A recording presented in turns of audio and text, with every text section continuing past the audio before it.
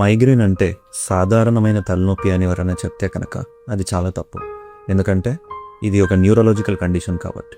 ఈ మైగ్రేన్ అనేది ప్రపంచంలో అత్యధికంగా ప్రభావితం చేసే ఆరోగ్య సమస్యల్లో రెండో స్థానంలో ఉన్నదన్నట్టు WHO వాళ్ళు, అంటే వరల్డ్ హెల్త్ ఆర్గనైజేషన్ వాళ్ళు చెప్తారు. అదేవిధంగా మన ఇండియాలో ప్రతి 7గురిలో ఒకరు ఈ మైగ్రేన్ వ్యాధితో ఇబ్బంది పడుతున్నారు. మైగ్రేన్ అటాక్ వచ్చినప్పుడు ట్రైజెమినల్ నర్వ్ అనేది యాక్టివేట్ అవ్వడం జరుగుతుంది. దానివల్ల ఇన్ఫ్లమేటరీ కెమికల్స్ అనేవి రిలీజ్ అయ్యి మీ బ్రెయిన్లో బ్లడ్ వెసెల్స్ అంటే రక్తనాళాలు డైలేట్ అవ్వడం జరుగుతుంది. ఇంతేకాకుండా కార్టికల్ స్ప్రెడింగ్ డిప్రెషన్ అనే ఒక చిన్న ఎలక్ట్రికల్ కరెంట్ వేవ్ అనేది మీ బ్రెయిన్ మొత్తం వ్యాపించడం జరుగుతుంది. దానివల్ల తలనొప్పి మాత్రమే కాదు, దాంతోపాటు వాంతులు కానీ, వికారంగా ఉండడం కానీ, లేదా లైట్ ఇంకా సౌండ్ అంటే చిరాకుగా ఉండడం, చూపు మందగించడం లేదా చూపు ఇబ్బందికరంగా కలగడం కానీ ఇవన్నీ జరుగుతాయి. మొత్తానికి ఇది ఒక నర్వస్ సిస్టమ్, అంటే మీ బాడీ నర్వస్ సిస్టంలో ఒక తుఫానుని క్రియేట్ చేసి పెడుతుంది. మైగ్రేన్ ఎలా ట్రిగర్ అవుతుంది? Hormonal changes. ఫర్ ఎగ్జాంపుల్, ఆడవారిలో పీరియడ్స్ టైంలలో చాలా వరకు మైగ్రేన్ సింటమ్స్ చూస్తూ ఉంటారు. అంతేకాకుండా మీల్స్ స్కిప్ చేయడం కానీ, లేదా డీహైడ్రేషన్ కానీ, నిద్ర సరిగా ఉండకపోవడం, లేదా నిద్ర ఎక్కువ అయినా కానీ కొంతమందిలో మైగ్రేన్స్ ఎక్కువగా చూస్తూ ఉంటాం. ఇవే కాకుండా ఫర్ ఎగ్జాంపుల్ ఎక్కువ శబ్దం అంటే sound sensitivity and light sensitivity కానీ, లేదా పర్ఫ్యూమ్స్, బాడీ డియోడరెంట్స్ కానీ, పువ్వుల సువాసన, వీటన్నిటి వల్ల కూడా మైగ్రేన్ ట్రిగర్ అయ్యే ఛాన్సెస్ ఎక్కువగా ఉంటుంది.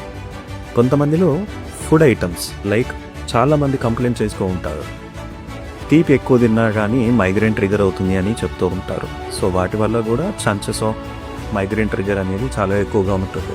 అంతేకాకుండా వెదర్ చేంజ్ అవ్వడం వల్ల కూడా మైగ్రేన్ ట్రిగర్ అవుతుంది. నెల రోజులలో 10 రోజుల కంటే ఎక్కువసార్లు పెయిన్ కిల్లర్స్ తీసుకుంటూ ఉంటే దాన్నే మెడికేషన్ ఓవర్ యూజ్ హెడేక్ అని అంటారు, లేదా రిబౌండ్ హెడేక్స్ అని కూడా పిలుస్తారు. మీరు రిలీఫ్ కోసం తీసుకునే అదే టాబ్లెట్ మీ బ్రెయిన్ని ఇంకా నొప్పికి సెన్సిటివ్గా మార్చేయడం జరుగుతుంది. సో ఇండైరెక్ట్గా మీరు ఆ టాబ్లెట్స్కి, ఆ పెయిన్ కిల్లర్స్కి బానిసగా మారుతారు.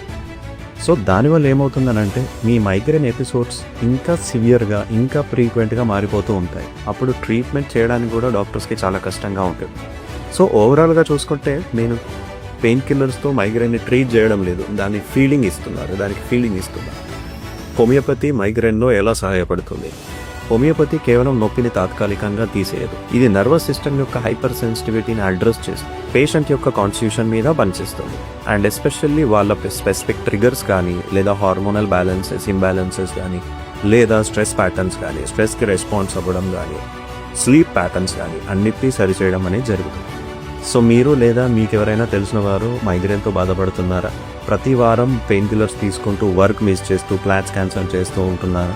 సో ఈ రీల్ని వాళ్ళకి షేర్ చేయండి అండ్ అవేర్నెస్ని క్రియేట్ చేయండి.